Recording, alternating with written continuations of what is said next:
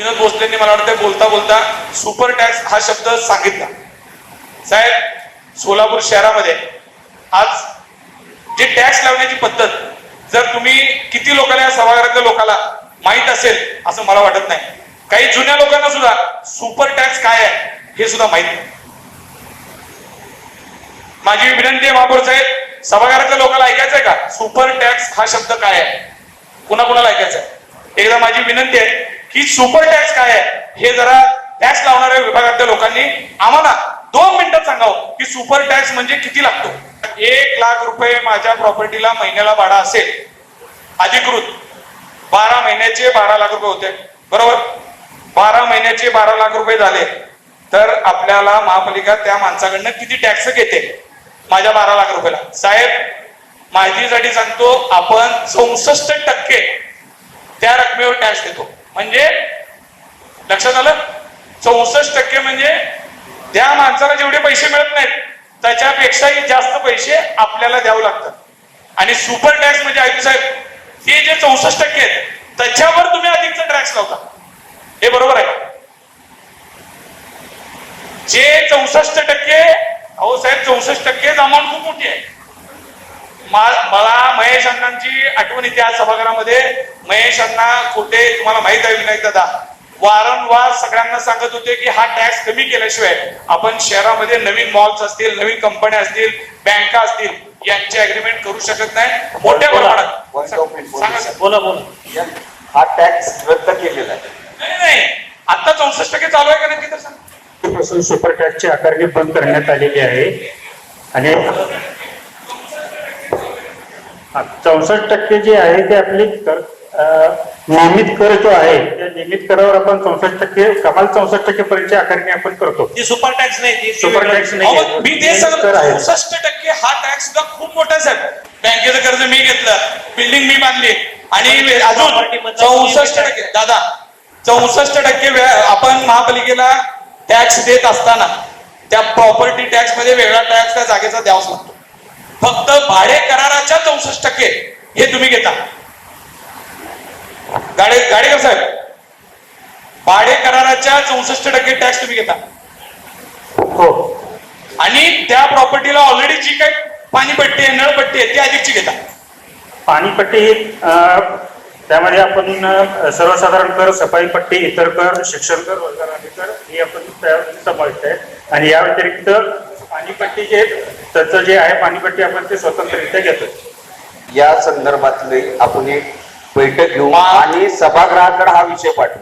आता याचा निर्णय या संदर्भातला म्हणतच नाही, याच्यावर निर्णय पण घ्यायला पाहिजे. 100% निर्णय घ्यावा. माझी विनंती आहे का, माझा म्हणण्याचा उद्देश असा आहे, ह्या टॅक्स असा असल्यामुळं आयुक्त साहेबांना मला लक्षात आणून द्यायचं की सोलापूर शहरातले नागरिक काय करतात, ज्यांच्या बिल्डिंग आहेत त्यांनी काय करतात, तर त्यांनी त्याच्यामध्ये आयुक्त साहेब सरळ चकलेरी करतात, म्हणजे चोऱ्या करतात. चोऱ्या कशा पद्धतीने करणार, तर त्यांनी सांगितलं 1 लाख रुपये माझा जर भाडे करार झाला असेल तर मी पेपरवर 20,000 रुपये करारपत्र करणार आणि पेपरवर जे 20,000 आहे आणि 80,000 रुपये मी ब्लॅकने घेणार. आणि असं करून आपल्याकडे जे सबमिट होणारा कागद आहे ते 20,000चाच कागद आपल्याकडे सबमिट होत आहे आणि आपण त्याच्यावर 80% जे 64% ते लावतो. म्हणजे नागरिकांना आपण स्वतःहून इतक्या मोठ्या प्रमाणातला टॅक्स असल्यामुळं आपण त्यांना चोऱ्या करण्यासाठी भाग पाडतो. ही परिस्थिती. त्यांना जे काही टॅक्स आहे तो पूर्ण पेपरवर द्यावा लागतंय, त्यांच्यावर कुठलाही ब्लॅक मनी नसतंय. त्याच्यामुळे सोलापूर शहरामध्ये आज मोठे काही जी काही व्यावसायिक दृष्टिकोनात आपल्या शहर हद्दीमध्ये ज्या लोकांना व्यवसाय करण्याकरता सोलापुरात यायचं आहे ते लोक वारंवार आम्हाला सांगत असतात की तुमच्या शहराची टॅक्स प्रणाली आहे ती प्रचंड मोठ्या प्रमाणामध्ये असल्यामुळं आम्ही सोलापूर शहरामध्ये व्यवसाय करण्यामध्ये आम्हाला अडचण येतात. आपण महापौर साहेब याच्यावर काहीतरी मार्ग काढला पाहिजे. तुम्ही आम्हाला शब्द द्या, सोलापूर बैठक लावू, स्वतंत्र बैठक लावून आयुक्त साहेबांनी 50%ची मला वाटतं सूट दिली. जर आपण 100%ची सूट दिलो तर जी माणसं रेग्युलर भरतात त्यांचं नुकसान होत आहे, कारण त्यांनी रेग्युलर भरायचं आणि गेली कित्येक वर्ष तटवलेल्या माणसाला 100% सूट मिळाली की त्यांनी 10 वर्ष 15 वर्ष रक्कम थांबवून एकदम भरून घ्यायचं सूट घेऊन. म्हणजे आपण आपली वसुलीची जी पद्धत आहे ती मोठ्या प्रमाणामध्ये आयुक्त साहेब त्वरित त्याला 2 लाखाच्या वरच्या जे तुमच्याकडे दिसते त्या लोकांना तुम्ही स्वतः त्याच्यावर कडक कारवाई करून वसुली केली. कारण आपण जर सभागृहातल्या लोकांचं सगळ्यांना पैसे मिळाले तरच पैसे खर्चू शकणार आहे. पैसे जर आडात नसेल तर भोरात काय येणार आहे अशी परिस्थिती आहे. त्याच्यामुळं आपण आपल्याला रक्कम कसं जास्त वाढून मिळेल याकरता प्रयत्न केला पाहिजे. जो टॅक्स रिलेटेडच आहे, घनकचरा विभागामध्ये आपण टॅक्सच्या पावतीमध्ये आपण त्यांना एक कर लावतो आणि मल मिश्रण कर पावतीवर, आणि आपण त्याच ह्याच्यामध्ये युजर चार्जेस हे दोन कर लावतोय आणि दोन्ही कराची रक्कम सेम आहे साहेब. म्हणजे एका पावतीला 600 रुपये काहीतरी मला वाटतंय 2 करायला आपण लावतो प्रत्येक पावतीला. पण आपल्या जे रेकॉर्ड दिसतंय त्याच्यामध्ये 50 कोटी युजर चार्जेस मधनं आपल्याला मिळत आहेत आणि दुसऱ्या उपकर विधी मधनं आपल्याला 25 कोटी रुपये दिसतात साहेब. वास्तविक पावतीमध्ये जर ते कर प्रत्येक पावतीमध्ये दादा सेम आहे. बापू पण तुम्हाला सांगतो, बापू आपण सिनियर आहे, ज्युनियर आहे. बापू या सोलापूर महानगरपालिकेत प्रत्येक प्रमाणात प्रत्येक झोन वाईज प्रत्येक ठिकाणी कचरा नियमितपणे करतात. याबरोबर असं म्हणतो, माझी माय मावली मंगळवार दिवशी सकाळी 10 वाजता कचरा घेऊन उभारली. त्या टाईमलाच कचरा उचलणारी गाडी येते. एखादा तास इकडे येतो बापू, पण नियमितपणे 10% 5% आपल्याला तिकडे होत आहे. पण एवढं कुठं 10 लाख 12 लाख 14 लाख लोकसंख्येवर आपण जेव्हा काम करतो, बापू 2-5% कचरा उचलत जाते. विशेष अभिनंदन करतो बापू साहेबांना. नियमितपणे कचरा उचलता जातो.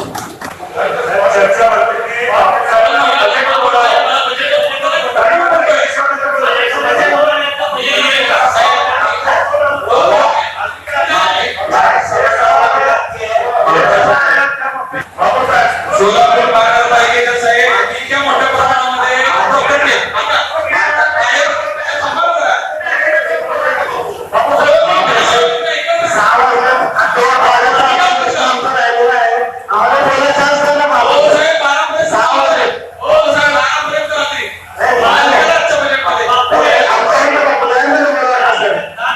त्या मार्गाने परस्पर त्याला बैठकीने ठरवलंय अंतराळ म्हणजे आपल्याकडे नाममात्र भाडं दिलं आणि त्यांनी बाहेर प्रॉपर्टी विकत असताना 25-50 लाख रुपयाच्या वरती, मी उदाहरण देतो, पाचचा गाळा 76 लाख रुपयाला परवा ट्रान्सफर झाला.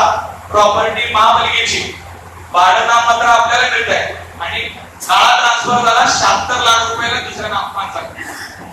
महापौर साहेब, आपण कुठेतरी आता या गोष्टीवर गांभीर्याने घेणं गरजेचं आहे. ज्या व्यक्तीला आपण गाळा भाड्यात दिला असेल त्याच व्यक्तीने त्याचा उदरनिर्वाहासाठी आपण त्याला दिला होता, त्यांनी केलं पाहिजे होतं गाळा ट्रान्सफर करायला. आणि जो मूळ मालक आहे ज्याने आपल्याकडनं गाळा घेतलाय त्यांनी ते गाळा 80-80 लाख 1-1 कोटीला विकायला लागले. तुम्हाला माहित आहे साहेब, आपण आपल्या जर स्वतःच्या प्रॉपर्टी आपण रिन्यू केल्या, आपल्याकडेच त्या ठेवण्या म्हणण्यापेक्षा त्याचा जर अजून जे मक्ते राहिले होते किंवा निविदा काढून जर आपण निलावात जर परत एकदा दिल्या तर आपल्याला त्याच्यामध्ये मोठ्या प्रमाणामध्ये पैसे मिळू शकतात. महापौर साहेब, शुभ्रा आर्ट गॅलरीच्या तिथं आपण एक बिल्डिंग बांधत होतो. मला वाटतं भूमिपूजन होत असताना माग 6-7 वर्ष झालं त्याचं काम झालं, पण आज तागायत सुद्धा तिथं बांधकाम पूर्ण झालं नाही. मला वाटतं महापालिकेच्या पाठीमागच ती बिल्डिंग आहे. कारण ते साहेब का बरं त्या बिल्डिंगचं काम थांबलंय? जर ती बिल्डिंग पूर्ण झाली असती तर तिथं असलेले जे काही 6-7 शॉप आहेत आणि इव्हन जी कलाकारांसाठी कलादालन होणार आहे ते दोन्ही सेवेत आलं असतं आणि त्याच्यामध्ये महापालिकेला मोठ्या प्रमाणात पैसे मिळाले असते. आपण तेच टेंडर 5-5 वर्ष पुढे देणार असाल तर त्याचा रेट बदलतंय, त्याची बांधकाम कॉस्ट बदलते. जर ते काम वेळेत पूर्ण झालं असतं तर डबल फायदा झाला असता. कमी पैशात बांधकाम पूर्ण झालं असतं आणि त्याच वेळेस जर त्यात भाडेकरी किंवा कुणाला जर ते निलावात केलं असतं तर आपल्याला त्याचे पैसे मिळाले असते. हे आपलं दोन्ही साईडने नुकसान होत आहे. तुमच्या पाठीमागच ती बिल्डिंग आहे. खासदार प्रणित यांनी मला वाटतं त्यासाठी पैसे दिले होते असं मला माहित आहे. असं खासदारने दिलं म्हणून थांबवले काय? परत उद्घाटनाला बोलवतो.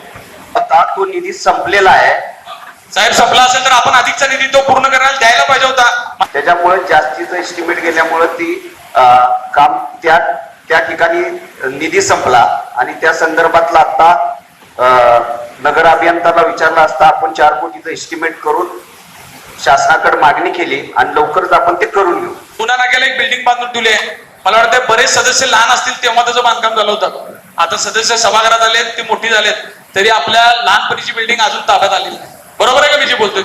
पुण्या नाक्याची जी बिल्डिंग आहे आम्ही लहान होतो तेव्हा त्याचं बांधकाम चालू होतं. आम्ही सभागृहातून आता आमची दाढी पांढरी झाली, पण अजून ती बिल्डिंग काय ज्यांची आहे त्यांना मिळेना. आणि महापालिकेला जे उत्पन्न व्हायला पाहिजे, माझं विनंती आहे महापौर साहेब, त्याच्यासाठी जे BOT चे प्रोजेक्ट आहेत त्याच्यासाठी आपण विशेष बैठक बोलवा आणि त्या मक्तेदारांना बोलवा, त्यांचंही ऐकून घ्या आणि त्यातनं सकारात्मक मार्ग काढून आयुक्त साहेब त्यामध्ये आपण निर्णय करावा.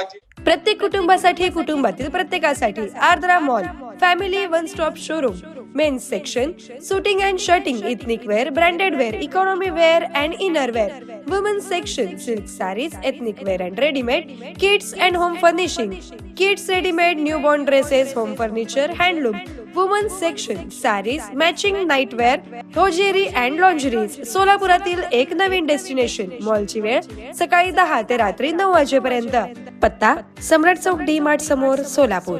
संपर्क 92 70 41 30 01 किंवा 92 70 41 30 02.